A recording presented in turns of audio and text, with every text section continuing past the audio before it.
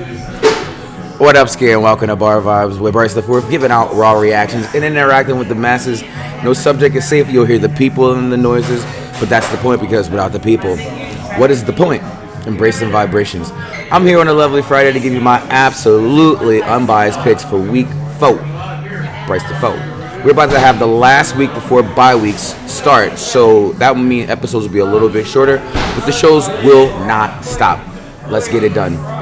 Before I start, though, I have to mention that the Dolphins and whoever is in charge of concussion protocol are fucking idiots. I specifically remember last week saying that I'm not a doctor, but any person with eyeballs can see that he had a concussion. The man's grabbing his head, he's like shaking his head. He clearly was hurt, not in his back. Fuck that shit. And I'm not gonna lie and say that he's fine. He's not gonna lie and say that he's not fine. Putting that man out there on that field 4 days later is absolute bullshit, and I hope someone pays for this because at this point you're playing with a person's life for a week for a win in football. It's much bigger than that, and I hope something is done. Anywho, Vikings Saints, the first London game in as early as shit as far as us Americans go for American football.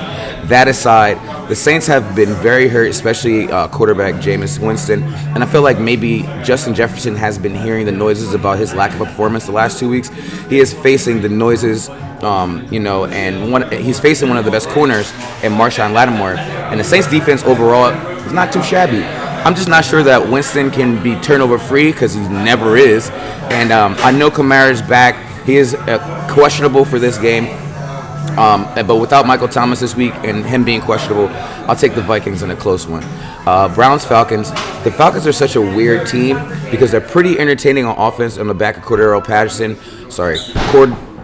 Patterson running like a fucking monster, and Kyle Pitts being almost unstoppable, but they aren't dominant.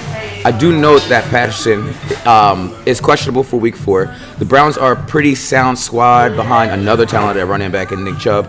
I think Myles Garrett might miss this game after his car accident. I'm not sure. I was told that, or I heard or read that he wanted to play, but something tells me the Falcons win this game by at least a field goal at home. What's up, Kenny? What's up, my boy? Washington Cowboys, the whole Cooper Rush hype is utterly ridiculous, but their owner is not really helping the fact that people are considering keeping him in even when Dak is ready to return. Something tells me that the Commanders, so stupid fucking name, after getting dominated in the trenches on both sides of the ball last week, we know who did that, will step up. I understand that the Cowboys have Micah Parsons, but I think the Commanders will have a slightly better offense just because they got embarrassed last week. If Carson does not turn over the ball, which is a big if, I think, and I'm just going by gut, Washington escapes with a dub. And that's honestly, it might be hope, but anyhow. Lions Seahawks, I've been saying for weeks that I trust that the Lions will score points, and they have. But this is a week I may have to retract that statement temporarily. They're going to be missing their dynamic players on offense, and DeAndre Swift, their running back, and Amon St. Brown with ankle injuries. No, the Seahawks are not good, but I think that Jared Goff missing his main 2 weapons will open the door for Geno Smith to just steal a win, against Detroit.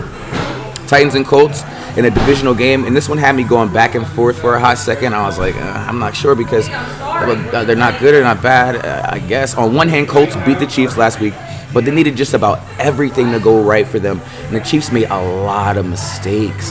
The same can be said for the Titans barely coming away against the Raiders with a win.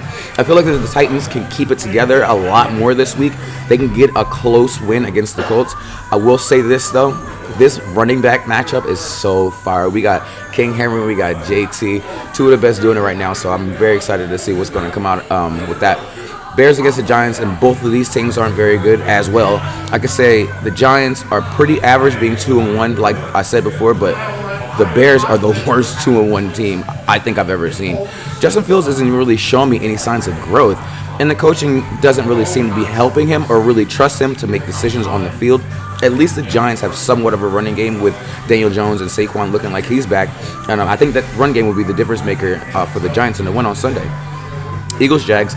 I notice I do make predictions on this show for all the games, including the Eagles games, but I do not bet on them when I do, parlays. And I'm extremely superstitious, so moving forward, I'm not going to make any predictions because I feel like if I do it and they lose, I'm going to feel really, really fucking bad. So I will say that I don't give a fuck if he's on another team. Those fans better not boo Dougie P. Do not boo this man. That man brought the city his first and only Super Bowl. Have some respect. Do not boo him. We do have some injuries. I heard that Vontae Maddox and Boston Scott are out, which is okay. I don't think it's anything crazy that will last long. The Jags are riding on a big game and they got some momentum, but remember that Philly is no place to fuck with. So let's get it. I do think the Eagles are going to win though. So I'm just saying. Jets and Steelers, neither one of these teams really have any glaring strengths to their team, and actually the Jets defense is a little worse than the Steelers. Week to week, Mitch Trubisky is causing Steelers fans to lose faith, and he has some significant pressure on his shoulders because if he doesn't win like I expect them to, it's going to be time for Kenny double-gloved up Pickett to get in this game. And you're just going to have to throw him into the fire and see what he can do. You picked him, so if Mitch Trubisky comes out looking like dog shit again, it's going to be a wrap for him, and then they're going to have to put in Kenny Pickett, but I think the Steelers are going to win this game. Bills and Ravens might be my favorite game this week outside of my own team. I don't see the Bills fucking up 2 weeks in a row, and I also don't see Lamar slowing down, even against a really good Bills defense. I hope the Bills defense doesn't shut down the receivers to the point where Axon Jackson feels like he has to run in himself every other play. That would spell absolute disaster for the Ravens. At the end of the day, I feel like the Ravens defense isn't going to play well enough to beat the Bills, so I'm picking the Bills in this one. Chargers and the Texans, and some people are going to be like, duh, why are you hesitating on this pick? You got to pick the Chargers. But if you watched any football last week, you'd understand why I'm thinking about this a little bit harder. Herbert is still hurt. He's still missing a few pieces.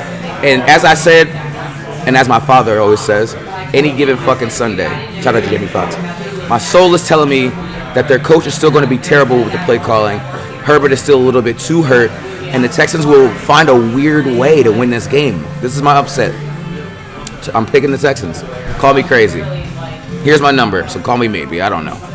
We got Panthers and Cardinals with the two former Heisman winners playing against one another in Kyler and Baker. It's the Oklahoma Bowl. Time and time again, I will repeat that without CMC, which is very possible this week because he has a quad injury and he's questionable, that Baker's going to look like shit.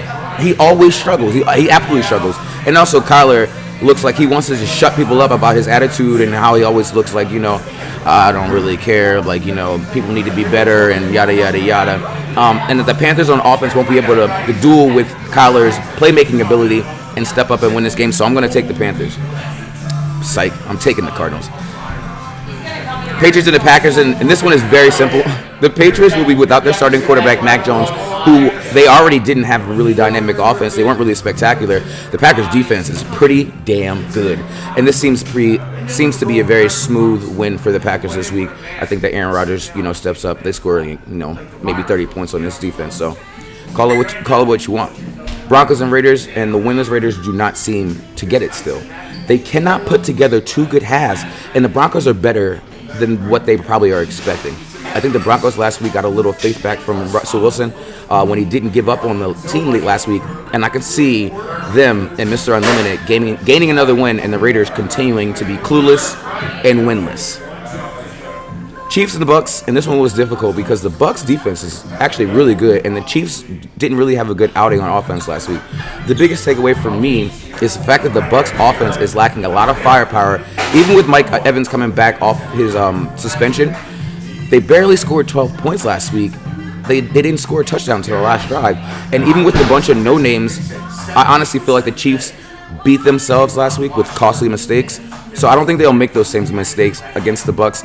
And I'll take the Chiefs in their offense over the GOAT this week. The Rams and the 49ers round this up. And this isn't about the players in this game, and more so about the coaches. Somehow Kyle Shanahan and the Niners always find a way to beat Sean McVay. I don't know what it is. It's weird. You go back and look at the records, he always beats them. The Niners defense has been flying around. Warner, their linebacker core is crazy. And yes, the Rams have some pretty tough guys on offense. Cooper Kupp and them out there balling, but my gut says take the Niners on Sunday. There you go. Take my week 4 picks. Take them how you want them. You got them. We also have bonus football, but the English version with the Reds playing against Brighton on a fresh Saturday morning. And I can't tell you enough how much I miss football. These past few weeks, no thanks to the damn Queen. R.I.P. I can't wait to see my fellow Reds, and it should be an extra good time since we had time to rest up for a big run. So you know what I gotta do. Up the Reds. My random thought is being from the city and living in it for most of my life. Seeing a homeless person with a dog is such a bittersweet feeling. I think about the fact that the dog is out, it doesn't really have a home, and frankly probably goes periods of time not being able to eat, or it's very cold, or it's very hot, and those in conditions sometimes they're not even built for an adult, and that kind of makes me sad, and it sucks to really think about. But on the other hand, I know that dog is probably the only real companion that person has and can count on day in and day out to at least keep them going, because they don't really have anything. And they 100% absolutely need that pup to keep them going on a daily basis, and that's another thing to think about. So it's crazy. I just thought about that the other day, but just a thought. Big ups to the first date. Stay focused and be great. Take a sip. Much love from the kid. Enjoy your day. Enjoy life. Stay chill. Prayers up for anybody who's affected by this hurricane. Such a shitty situation, and I hope everyone is okay. Happy Friday.